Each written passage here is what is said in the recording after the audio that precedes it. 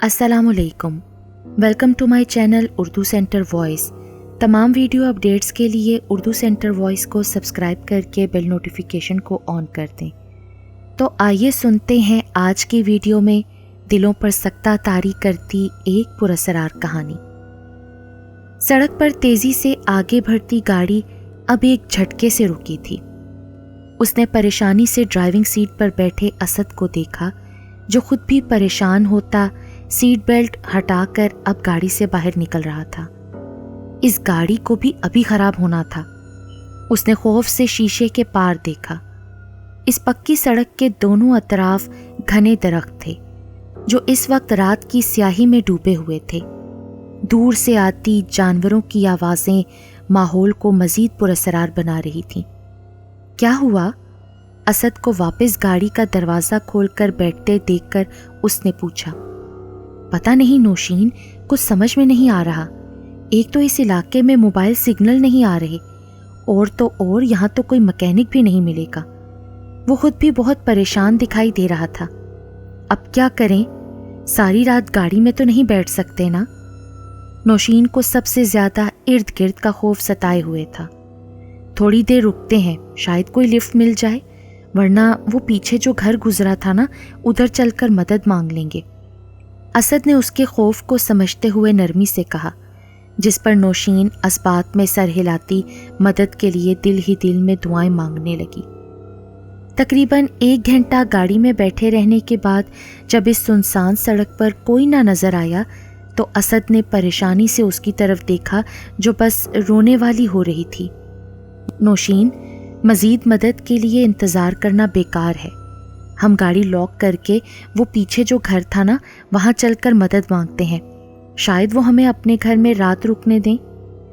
असद की बात पर उसने अस्बात में सर हिलाया और उसका हाथ थामकर वापस उस रास्ते पर चल पड़ी जहाँ कुछ कदमों की दूरी पर वो घर मौजूद था। क्या हम एक रात यहाँ ठहर सकते हैं? दरअसल हम दोस्त की शादी से होकर वापस घर जा रहे थे, पर हमारी गाड़ी खराब हो गई। दरवाज़ा खुलने पर सलाम दुआ के बाद असद अपना मसला बयान करने लगा, जिस पर हाथ में लालटेन थामे सफ़ेद कपड़ों में मलबूस सामने खड़ा शख्स बेतासुर चेहरे से उन्हें सुनता अस्बात में सर हिला गया। मेरे साथ आओ। दरवाजे से हटता वो पलटकर अंदर की जानिब बढ़ गया, जबकि असद के हाथ पर नौशीन की गिरफ्त सख्त हुई। वो इस माहौल से काफ़ी खौफजदा दिखाई दे रही थी। रिलैक्स नौशी, असद ने तसल्ली देने वाले अंदाज में उसका हाथ दबाया और उस शख्स की तरफ देखा जो उन्हें लाउंज में ले आया था। माफ़ करना, लाइट गई हुई है और मेरा तो जनरेटर भी ख़राब है। आज की रात अंधेरे में ही गुजारनी पड़ेगी। वो हनूस संजीदा था। हम मैनेज कर लेंगे, पर आपने अपना नाम नहीं बताया, और आपके घर में कोई और है या नहीं? बशीर कहते हैं मुझे। बीवी और बच्चे सो रहे हैं अपने कमरों में। आप ये लालटेन लें और ऊपर जाकर दूसरा कमरा मेहमानों के लिए है, आप लोग उसे इस्तेमाल कर सकते हो। तफसीली जवाब के साथ लालटेन उनकी तरफ बढ़ाकर उसने सीढ़ियों की जानिब इशारा किया। असद ने हाँ में सर हिलाया और नौशीन का हाथ थामे सीढ़ियाँ चढ़ने लगा। मुझे बहुत डर लग रहा है असद। डरो नहीं, बस एक रात की तो बात है। सुबह होते ही हम यहाँ से चले जाएंगे, उसने मुस्कुराते हुए कहा, यूं जैसे हौसला दे रहा हो। दोनों सीढ़ियां चढ़ते ऊपर कमरे के सामने आ रुके थे। नौशीन ने यूं ही गर्दन मोड़कर नीचे बशीर को देखना चाहा, पर पूरा लाउंज अंधेरे में डूबा हुआ था। उसने घबरा कर असद के हाथ पर अपनी गिरफ्त मजीद सख्त कर दी। अंदर चलो। दरवाज़ा खोलकर असद ने उसे अंदर जाने का इशारा किया। नौशीन ने डरते डरते अंदर कदम रखा और चारों जानिब नज़र दौड़ाई। लालटेन की मध्यम रोशनी में भी वो अंदाज़ा लगा सकती थी। कमरा इंतहाई साफ सुथरा और खूबसूरती से सजाया गया था, जैसे आज ही इसकी सजावट की गई हो। स्ट्रेंज, क्या हुआ? नौशीन की आवाज़ पर लालटेन को टेबल पर रखते असद ने चौंक कर उसकी तरफ देखा। कमरा तो ऐसे तैयार किया हुआ है जैसे हमारे आने का पहले से पता हो, और हैरत की बात है कमरा लॉक तक नहीं था। हालांकि उस आदमी के मुताबिक ये कमरा मेहमानों के लिए है। حیران کن بات تو یہ بھی ہے اس نے ہمارے بارے میں کچھ پوچھا ہی نہیں اور فوراً رات رکنے کی اجازت دے دی. لیکن خیر، صبح ہوتے ہی ہم یہاں سے نکل جائیں گے، اس لیے زیادہ سوچو نہیں اور بس سونے کی تیاری کرو، رات بہت ہو گئی ہے. نوشین کے سامنے کھڑے ہو کر اس نے اپنے دونوں ہاتھ اس کے سامنے پھیلائے جنہیں وہ مسکراتے ہوئے تھام گئی. میں نے سوچا تھا گھر جا کر تمہیں بتاؤں گا کہ آج تم کتنی پیاری لگ رہی ہو، مگر بیچاری قسمت. اس کے سجے سنورے روپ کو دیکھ کر اسد نے سرد آ بھری، جبکہ اس کی بات کا مطلب سمجھتے ہوئے نوشین کی کھلکھلاہٹ کمرے میں گونجنے لگی. اسے کہتے ہیں ارمانوں پر اوس پڑنا. ویسے اب بھی کچھ نہیں بگڑا. ارے مت کریں، پیچھے ہٹیں. اپنے قریب ہوتے دیکھ کر اس نے اسد کو پیچھے کرنے کی ناکام سی کوشش کی، مگر تبھی دیوار پر لگی تصویر زوردار آواز کے ساتھ نیچے گری. نوشین جھٹکے سے اس سے دور ہوئی اور گھبرا کر اسے دیکھا. ریلیکس نوشی، میں ابھی دیکھتا ہوں. اسد نے آگے بڑھ کر تصویر کو اٹھاتے ہوئے بغور اسے دیکھا. لالٹین کی پھیلی روشنی میں وہ بے رنگ تصویر جس میں اداس بیٹھی لڑکی ہاتھ میں سرخ رنگ کا دل پکڑے ہوئے تھی، اس سے خون ٹپک کر زمین کو بھی سرخ کر گیا تھا. یہ واحد رنگ تھا جو اس تصویر میں دکھائی دیتا تھا، دیکھنے والے کو وحشت میں مبتلا کر رہا تھا. اسد نے گھبرا کر اس تصویر کو واپس دیوار پر لٹکایا اور ایک آخری نگاہ اس پر ڈال کر فوراً پھیر لی. کیا ہوا اسد؟ نوشین اس کا گھبرانا نوٹ کر چکی تھی. کچھ نہیں، آؤ نوشی سوتے ہیں. وہ سیدھا بیڈ کی جانب بڑھا تھا. نوشین بھی خاموشی سے چلتی اس کے ساتھ ہی بیڈ پر لیٹ گئی. دھیرے دھیرے سرکتی رات میں جہاں چاند اپنی پوری آب و تاب سے چمک رہا تھا، وہیں دوسری طرف پورے کمرے میں اس وقت گھڑی کی سوئیوں کی ٹک ٹک صاف سنائی دے رہی تھی. نوشین اسد کے سینے پر سر رکھے سختی سے آنکھیں موندے اس رات کے گزر جانے کے انتظار میں تھی، جب اسے اپنے بالوں میں ایک کھچاؤ سا محسوس ہوا. اسد کیا کر رہے ہو؟ میرے بال کیوں کھینچ رہے ہیں آپ؟ بند آنکھوں سے ہی وہ بڑبڑائی. اسد؟ دوسری طرف چھائی خاموشی پر اس نے سر اٹھا کر اسد کی طرف دیکھا، جس کی بھاری ہوتی سانسیں اس کے نیند میں ہونے کا پتہ دے رہی تھیں. نوشین نے گھبرا کر پیچھے کی طرف دیکھنا چاہا کہ تبھی اس کے بال کسی نے زور سے کھینچے، جس کے نتیجے میں گردن میں لگنے والا جھٹکا اتنا شدید تھا کہ اسے اپنے جسم سے جان نکلتی محسوس ہوئی اور آواز تو جیسے حلق میں ہی کہیں دب کے رہ گئی تھی. اسد؟ اس نے بمشکل اسے پکارا، مگر آواز اتنی دھیمی تھی کہ اسد کی سماعتوں تک اس کا پہنچنا ممکن نہ تھا. نوشین نے اپنے ہاتھ کو حرکت دینی چاہی، پر شاید اس وقت جسم نے بھی اس کا ساتھ چھوڑ دیا. بے بسی کی انتہا پر پہنچتے اس کی آنکھوں سے آنسو رواں ہوئے. نوشین کیا ہوا؟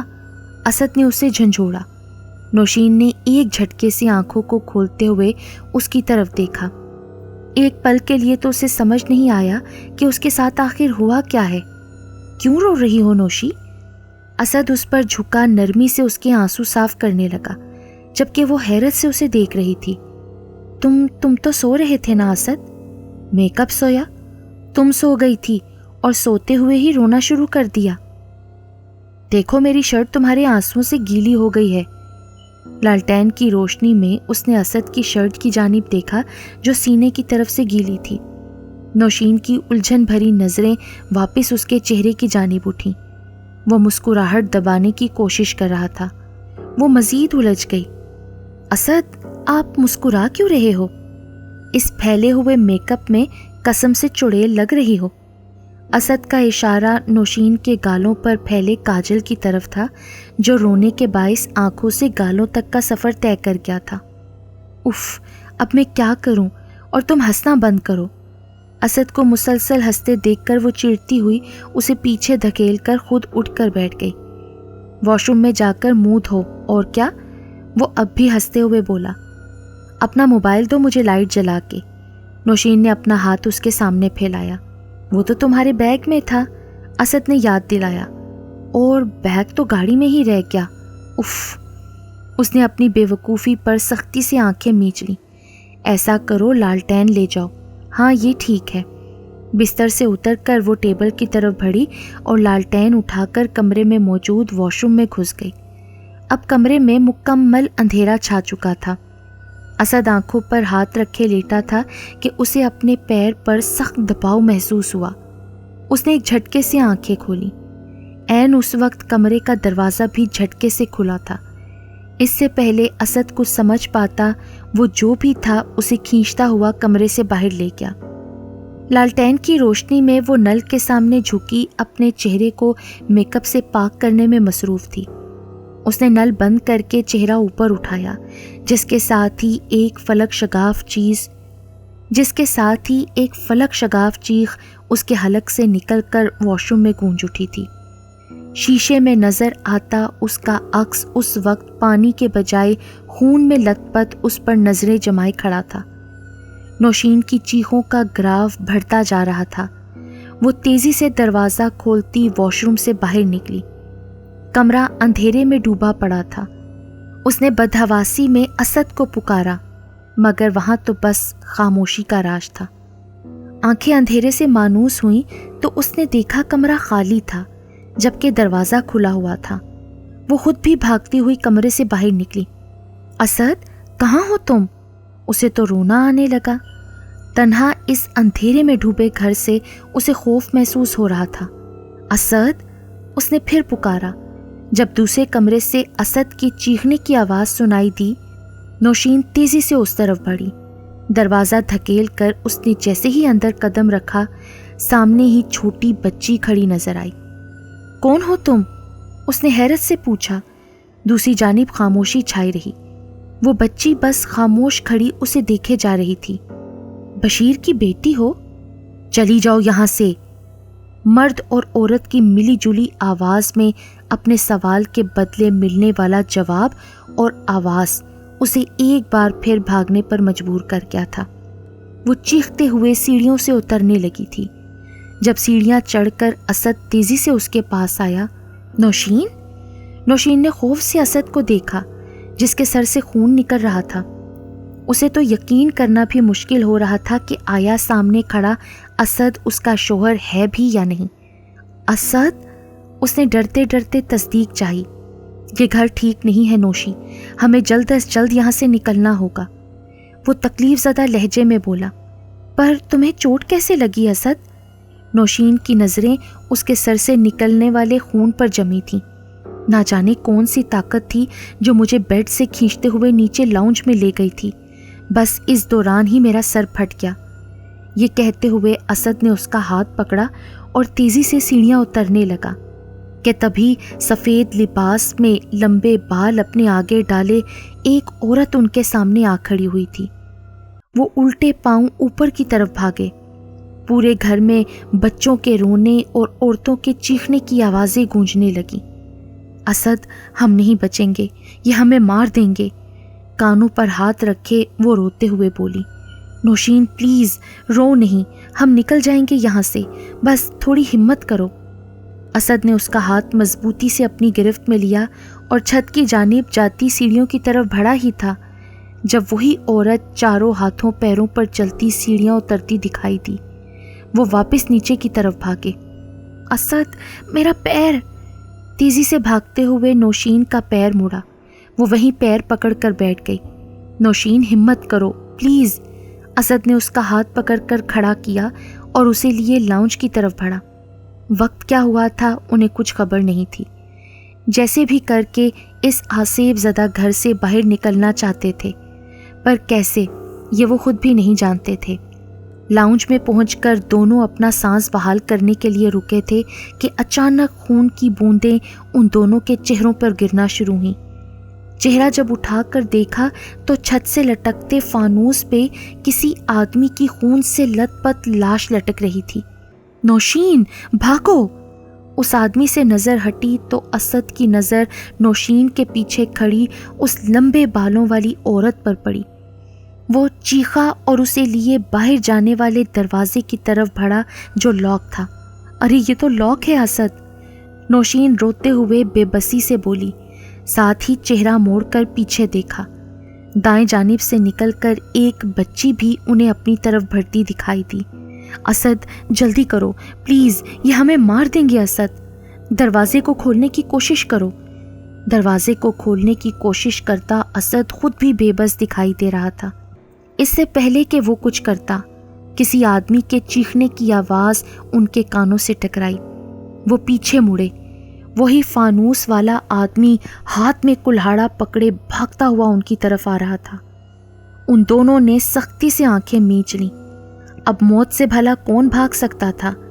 اس آدمی نے کلہاڑا اسد کی طرف پھینکا، جس کے ساتھ ہی ایک زوردار آواز اس تنہا گھر میں گونجی تھی اور پھر سناٹا چھا گیا، موت کا سا سناٹا۔ اسد!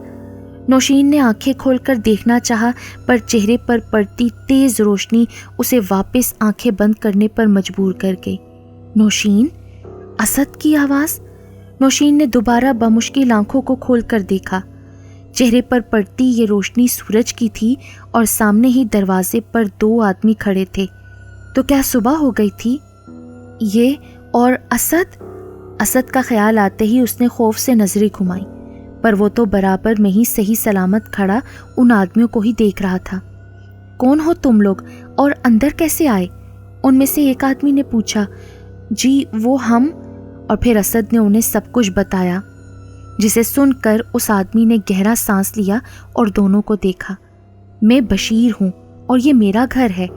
اس آدمی کی بات پر اسد نے بے یقینی سے اسے دیکھا۔ یہ تو رات والے بشیر سے بالکل مختلف تھا، جبکہ نوشین تو خوف سے پورے لاؤنج میں نظریں گھما رہی تھی، جہاں اب بوڑھی بھیانک عورت، وہ آدمی بشیر اور بچی کچھ بھی دکھائی نہیں دے رہے تھے۔ آپ کا گھر؟ ہاں یہ میرا گھر ہے، پر آسیب زدہ ہونے کے باعث میں اس گھر میں نہ رہ سکتا ہوں نہ اس کو بیچ سکتا ہوں۔ خیر اب تم دونوں جلدی سے یہاں سے نکلو، ہمیں یہاں پڑھائی شروع کرنی ہے۔ مالک مکان بشیر نے کہتے ہوئے اپنے ساتھ کھڑے آدمی کی طرف دیکھا، جو اپنے حلیے سے ہی کوئی عامل لگتا تھا۔ وہ زیر لب کچھ پڑھتا اندر کی طرف بڑھا تھا، جب مرد اور عورتوں کی ملی جلی آوازیں ایک بار پھر اس گھر میں گونجی تھیں۔ اسد فوراً ہی نوشین کا ہاتھ پکڑ کر دروازے سے باہر نکلا۔ تیزی سے بھاگتے ہوئے انہوں نے پیچھے مڑ کر بھی نہیں دیکھا اور سیدھا جا کر روڈ پر کھڑی اپنی گاڑی میں بیٹھے تھے۔ ڈرائیونگ سیٹ پر بیٹھ کر اسد نے گاڑی سٹارٹ کی، جو فوراً ہی سٹارٹ ہو گئی تھی۔ اس نے نوشین کی طرف دیکھا، جو نم سوجی ہوئی آنکھوں سے اسے ہی دیکھ رہی تھی۔ گاڑی کا خراب ہونا بھی گزری رات کا ایک حصہ لگ رہا تھا۔ اسد نے گہرا سانس لیا اور گاڑی آگے بڑھا دی، یہاں پھر کبھی واپس نہ آنے کے لیے۔ ڈائری بند کر کے اس نے سائیڈ میز پر رکھی اور بائیں جانب لیٹے اپنے شوہر اسد اور 1 سالہ بیٹے احمد کو دیکھا، جو گہری نیند سو رہے تھے۔ اس واقعے کو 2 سال گزر چکے تھے، مگر آج بھی اسے وہ رات شدت سے یاد آتی ہے تو اس کی نیندیں اڑا دیتی ہے۔ اس آسیب زدہ گھر میں گزری وہ ایک رات اس کی زندگی کی سب سے بھیانک رات تھی۔ نوشین کیا ہوا؟ اسد نے کوہنی کے بل ذرا سا اٹھتے ہوئے اس سے پوچھا۔ آنکھیں نیند سے بوجھل ہو رہی تھیں۔ کچھ نہیں، بس نیند نہیں آ رہی تھی اسد، وہ نظریں چراتی ہوئی بولی۔ اسد اس کے اندر موجود چھپے بیٹھے خوف سے بخوبی واقف تھا، کیونکہ اس رات کو وہ بھی تو بھول نہیں پایا تھا۔ اسد نے مزید کچھ کہے بغیر نرمی سے نوشین کو اپنے حصار میں لیا اور اس کا سر اپنے سینے پر رکھ کر آہستہ آہستہ اس کی کمر سے ہلانے لگا۔ نوشین بھی اس کے مضبوط حصار میں آ کر پرسکون ہوتی آنکھیں موند گئی تھی۔